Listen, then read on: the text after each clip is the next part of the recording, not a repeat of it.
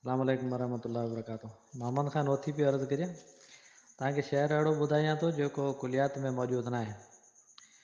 साहिब सूए सबका सना दुनिया आहे दारुल फ़ना, मोहब्बत दुनिया जी कॾ मना दुनिया आहे दारुल फ़ना।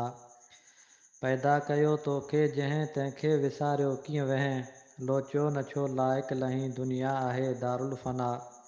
साहिब धणी हिकु सार तूं तंहिंखां मथे दमधार तूं, वहदत जी वाई वार तूं दुनिया आहे दारुल फ़ना। रोज़ महशर जान गुदाज़ पहिरीं पुछा थींदी निमाज़, करियो निमाज़ूं बा नियाज़ दुनिया आहे दारुल फ़ना। रमज़ान मुबारक माह जा रोज़ा फ़र्ज़ फ़त्ताह जा, पारियो हुक्म अल्लाह जा दुनिया आहे दारुल फ़ना।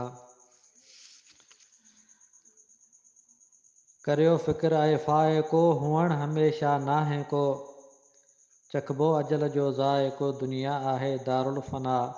कीअं था जीअण भायो जजो अड़बंग अजल आयो इजो, नित नित करे नेकी निजो दुनिया आहे दारुल फ़ना। ईंदो अजल जंहिं दम चढ़ी सहंदो न पोसाए त घड़ी, ॾींदे पसारो ई रड़ी दुनिया आहे दारुल फ़ना। ॾेई कफ़न जा हथ ॿटे लाशक ईंदा तोखे लटे, वेहंदा न दम वारस वटे दुनिया आहे दारुल फ़ना। भेणी थींदे बहिरान में वो कंदे वहिरान में, हूंदे घणो हैरान में दुनिया आहे दारुल फ़ना। तोखां अॻे पाणा लखें जिन वटि हुआ नाणा, लखें रुअंदे विया राणा लखें दुनिया आहे दारुल फ़ना।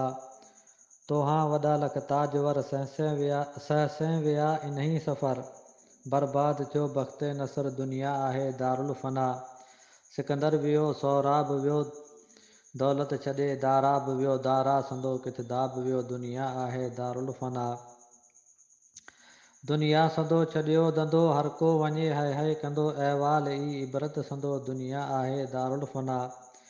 ही सभु हिते जूं हित छॾियो लाशक वञे हर को लॾियो, दिलि ग़ैर सां छो था गॾियो दुनिया आहे दारुल फ़ना। आहीं मुसाफ़िर का महल वींदे छॾे माड़ियूं महल, आयो अजल दुनिया आहे दारुल फ़ना। ॾाढो क़ियामत ॾींहुं शदीद हिकु ॾींहुं कंदो हादी हमीद, हावी हकल हल मिम मज़ीद दुनिया आहे दारुल फ़ना। क़ाइमु जॾहिं थींदी क़ियाम तुरंदा अमल तुंहिंजा तमाम, मौजब इन्ही मिलंदे मक़ाम दुनिया आहे दारुल फ़ना। इन मां वठी इबरत अदा सार आहे पियो साहिब सदा, रहंदो वञी नालो ख़ुदा दुनिया आहे दारुल फ़ना। हिन शहर में मौलवी साहिब जे कातिब जो नालो आहे, पंहिंजो नालो कोन्हे, नेमतुल्लाह जो नालो आहे। मालिक मिठा रब राह बर कर नेमतुल्लाह ते नज़र, बख़्शी सआदत जो समर दुनिया आहे दारुल फ़ना।